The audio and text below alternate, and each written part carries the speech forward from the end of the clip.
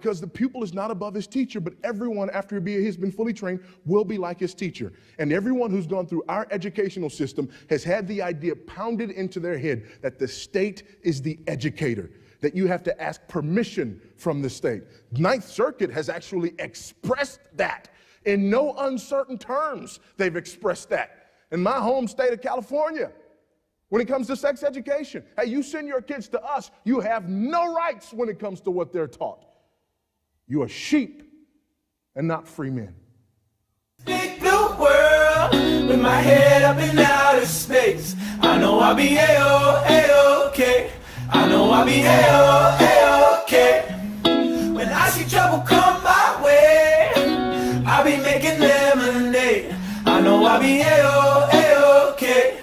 I know I'll be A-O-A-OK. In my water, 'cause we making minutes. Right now is I think there's this cultural fear. We see it a lot around don't talk about privilege, don't freak the white child out. So because of that cultural fear, like in the research that I've done to write the book, I definitely found a level of silence among white parents of white children. So I think, what we can do now is really help caregivers understand that helping their white child know the story of resistance and the story of movements of people coming together that are always so diverse, but movements that are led by people of color. And how do you take a back seat and be quiet and learn? I mean, even that shift, those kinds of learnings, that's what I'm really interested in right now, is sort of being quieter, helping people of privilege learn how to be a little quieter. And I think that's going to be a big challenge for us.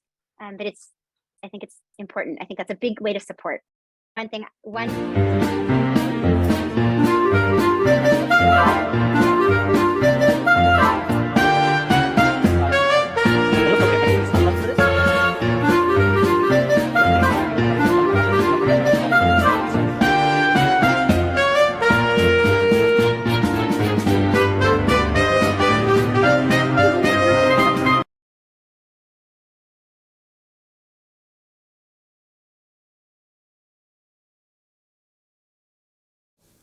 There's no such thing as a transgender person. There are eunuchs. There are people who have themselves castrated. If you look at that issue and you understand what's going on in the school system right now as they try to seduce children at the age of 5 and 6 and 7 and 8 years old, what they're doing is grooming kids for the homosexual community in the future. That's the most dangerous place you could ever put a child.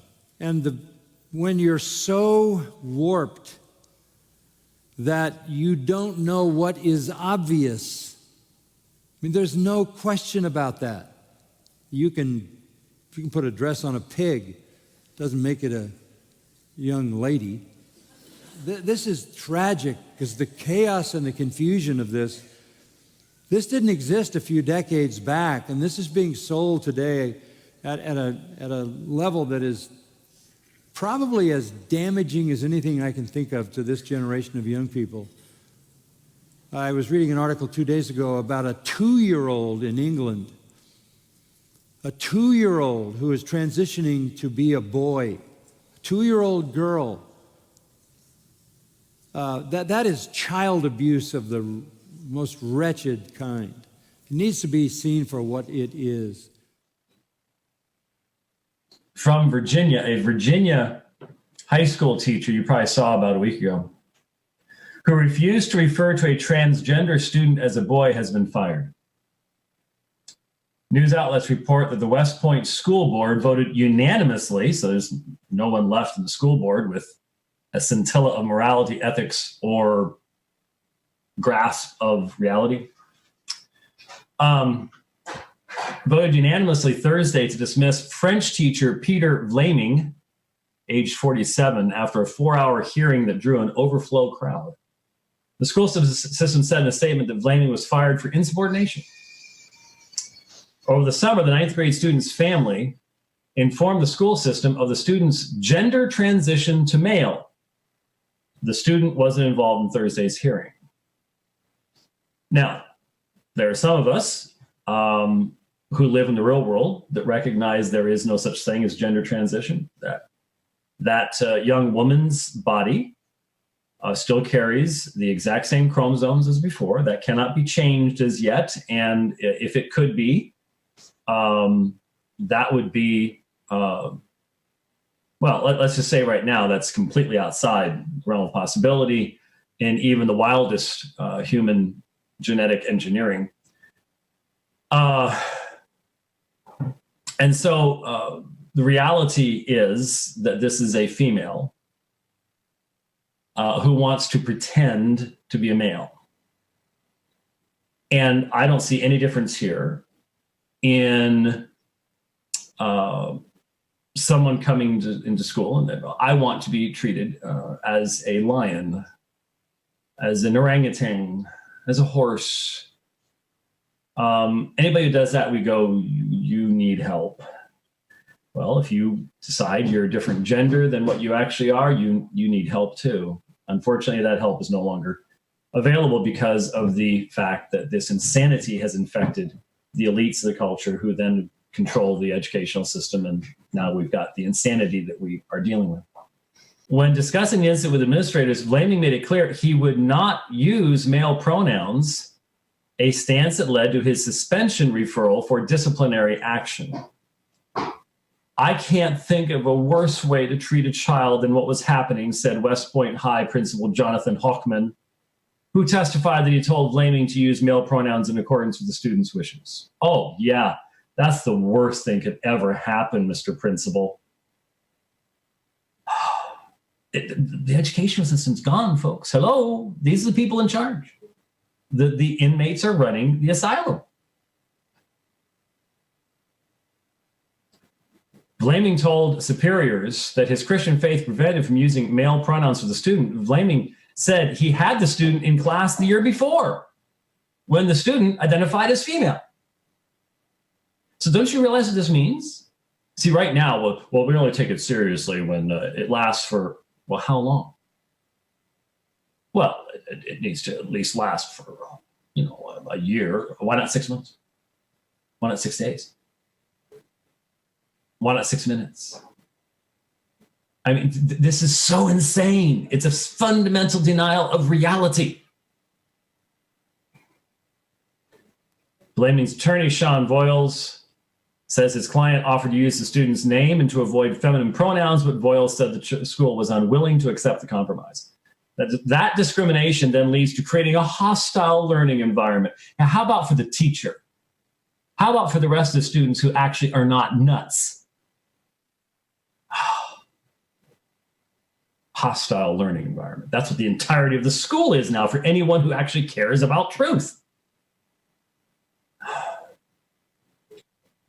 And the student had expressed that. The parent had expressed that, said West Point Public School Superintendent Laura Abel.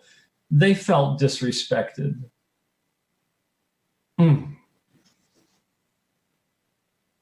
It's here. I don't know how many times it has to happen to people. I guess once it happens to you. Where, pray tell, was Moses sending his kids to school?